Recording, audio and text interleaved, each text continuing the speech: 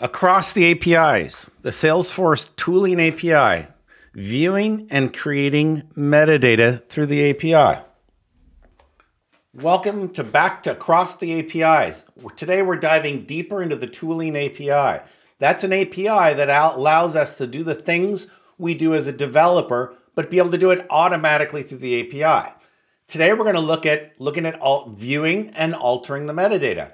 We're going to view some objects, we're going to view some fields, they're metadata, and we're going to even view a class, and then we're going to be able to show how we can create a new field or create a new class, all through the API.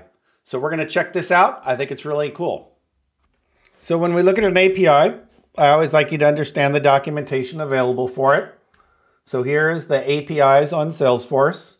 We're going to scroll to the bottom, and we're going to look at the Tooling API. And this is a powerful API that allows us to be able to affect the system as though we were the developer. And so what we're going to do is we're going to take a look at this and see what we can do through the API using Postman to alter an org. So here is an org, and here is our setup menu. And what we're going to be doing, first we're going to authenticate. And I've already done that. But here, we're going to run a query, a tooling query, and we're going to query custom objects and hit send. So what I now have is I have the ability, that's this toggle here, to be able to view all the custom objects that are in my org.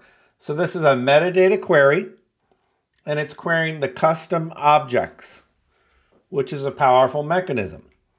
Now, right here, it's giving us the URL if we want to view a particular one. So what I can do is I can take one of these, like here's OA Airport. I can grab this, and it starts with the services data. We can go to the next one. And what I can do is just paste this from services data on after my unique URL and hit send. And this is giving me the definition of this custom object. So we're seeing that we can see the developer name, the description, and this. So this is our ability to query the metadata through the API. This is different than a different metadata query. What we can also do is we can query the custom fields. So this is a query of all custom fields, and I'll show that to you. It's the query, select ID developer name from custom field, and I get to see all the custom fields. And again, I could choose any one of these, hit query, and be able to see the full details of this custom field. Now I'm going to show you where it gets interesting. We're going to have a custom object, and I just have this object I call the banana object. And what we're going to do is we're going to add a new custom field to the banana object. So we're going to go and create a new custom field. So this is tooling S-objects custom field. And we're going to be doing a post statement on that. And then we're going to call this test field 123 underscore C on the banana object. We'll go test field 123. New test field 123. So this is the body of the post, and I'm going to be doing a test field 123 on just a dummy object I call the banana object. We're going to do a post statement and hit send. So you're seeing that it gave us a success and gave us the ID back. Now what I can do is be in here on the banana object and go to fields, and you will see the test field 123. So this is a field that we just created through Postman.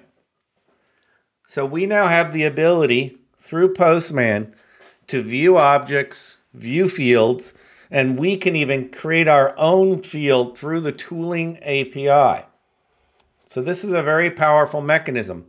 There are actually ways where you can have this be done from within inside of Salesforce. Have one Salesforce be able to alter and affect the Tooling API, potentially even on itself. But that's not what I'm covering today.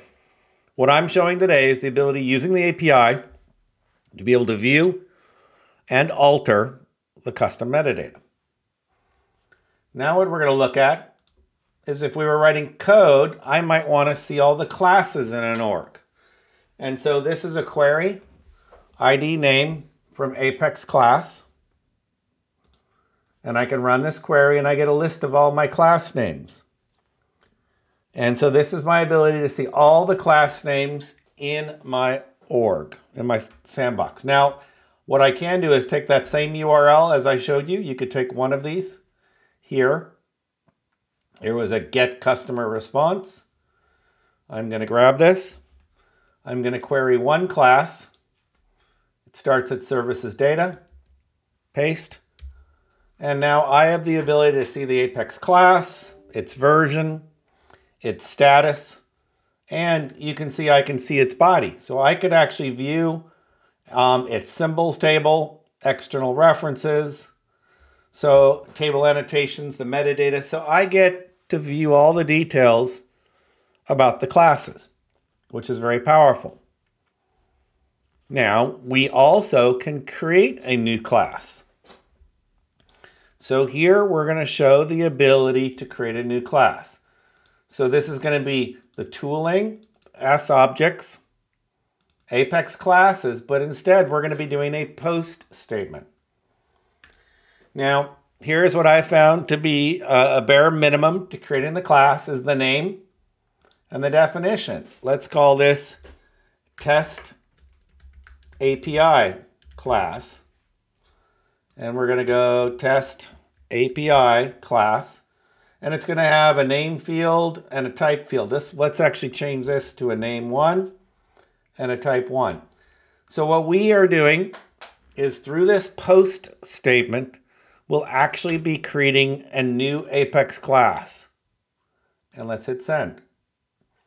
And now it's there. Now we're going to go into setup, class, and we're going to go and filter by the name, test API class. And you'll see we have our two attributes, name 1 and test 1. So we actually have the ability, just like an IDE, a coding environment, we have the ability to create our own Apex classes and push them through the API.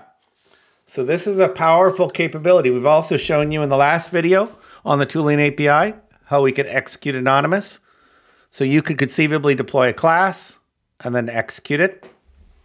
So you need to but you're going to have to worry about going into prod, dealing with things like test code coverage and deployments. Those are still part of the system. But this gives you an idea of the power you can do of being able to deploy fields, objects, pretty much all your a large number of your metadata you can deploy using Postman. Or once you have it in Postman, you can then automate it.